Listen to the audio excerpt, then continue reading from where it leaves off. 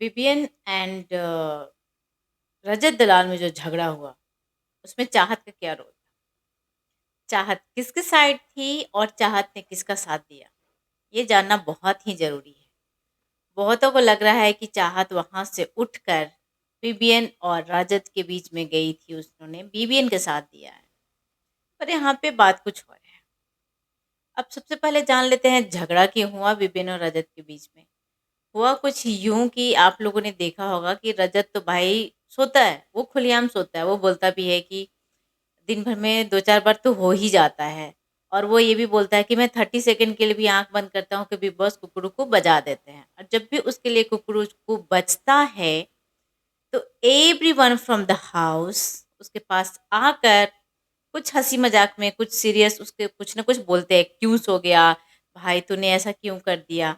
उस बातों को बड़ा हँसी मज़ाक में रजत दलाल ले लेता है। रज्जो कभी भी इस चीज़ पे गुस्सा नहीं होता है कि क्यों ऐसे कर रहे हो? यार हो गया यार, मतलब एकदम फुकी वाला जो रजत का साइड है ना, वो वहाँ पे दिखता है।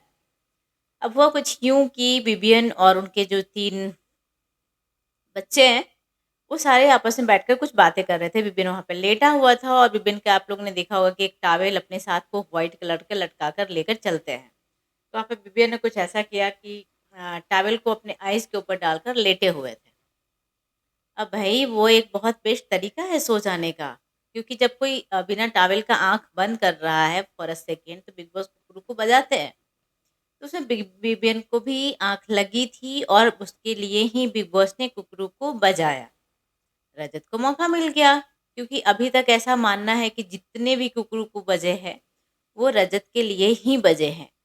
तो अभी किसी और के लिए बजा था, वो भी विवियन जो कि टाइम गॉड है।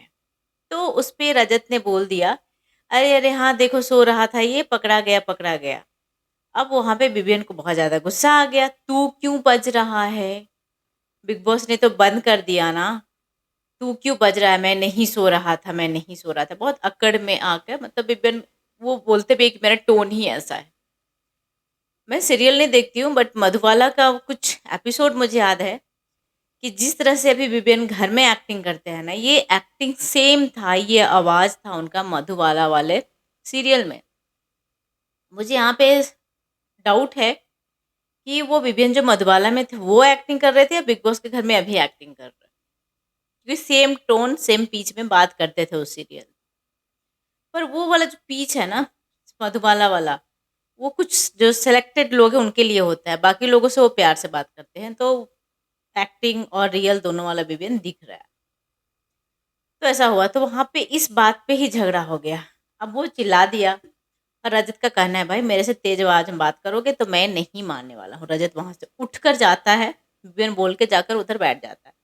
रजत वहाँ से गुस्सा हो जाता है, उठ के जाता है, उनके कान में बोलता है कि तू ना इतना चिल्ला कर मत बोला कर, तू इतना गर्म होगा ना तब सारा गर्मी मुझे भी दिखाने आता है। और इस तरह से ऐसा लगा कि अब दोनों हाथापाई कर लेंगे। पर रजत को बहुत अच्छे से पता है कि हाथ नहीं उठाना है, क्योंकि रजत ने जितने देर विपिन से बात की अपना दोनों हाथ पीछे रखा हुआ था।